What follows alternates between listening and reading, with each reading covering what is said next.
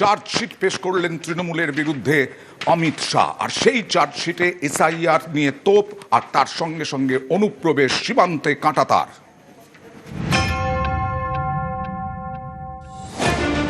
এপ্রিলে পশ্চিমবঙ্গে দুদফায় ভোট, তার আগে বিজেপির চার্জশিট। শনিবার চার্জশিট প্রকাশ করেন অমিত শাহ। এসআইআর এর তৃণমূলের ভূমিকা নিয়ে সুর চড়ান।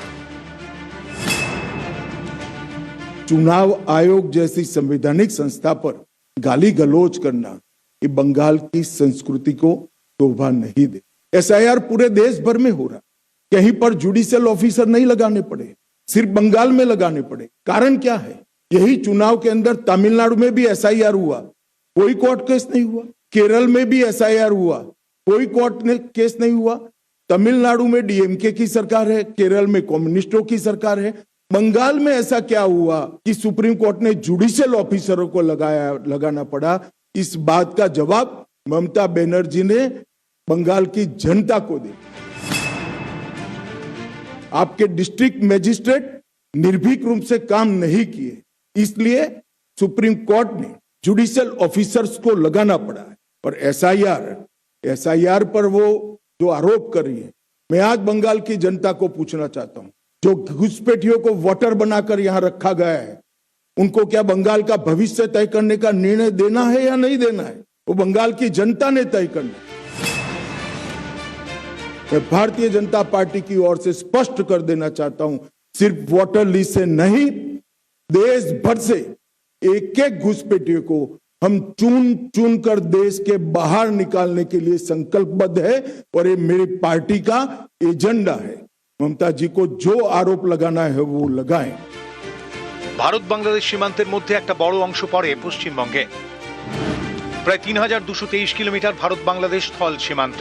এছাড়াও জল সীমান্ত প্রায় ৯১৯ কিলোমিটার। এর মধ্যে পশ্চিমবঙ্গের সীমান্ত প্রায় ২,২১২ কিলোমিটার। অমিত শাহর দাবি, পশ্চিমবঙ্গ বাংলাদেশ সীমান্তে প্রায় ৬০০ কিলোমিটার কাঁটাতার নেই। এ নিয়ে তিনি সুর চড়ান। आज ममता बनर्जी जी को स्पष्ट पूछना चाहता हूं कि घुसपैठिए इतने आ गए कि आपकी सरकार सो रही है? मुझे मालूम है वो कहेगी कि बीएसएफ क्या कर रही है। बीएसएफ तभी रोक सकती है जब आप बॉर्डर पर बाढ़ लगाने की हमें भूमि दे। 600 किलोमीटर बाढ़ अधूरी रह गई। हमारे होम सेक्रेटरी यहां आकर आपको मिलकर गए, मैं खुद आकर आपकी ऑफिस में मिलकर गया, मगर आपने बाढ़ लगाने की भूमि नहीं दी।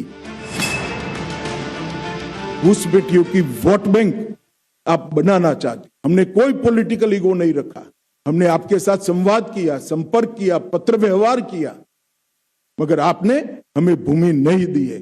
कोई बात नहीं ममता दीदी, आपके पास बहुत कम समय है।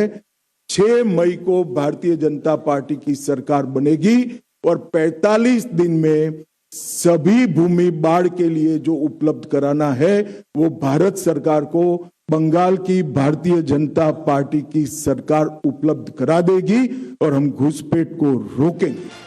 न्यूज 18 बांग्ला।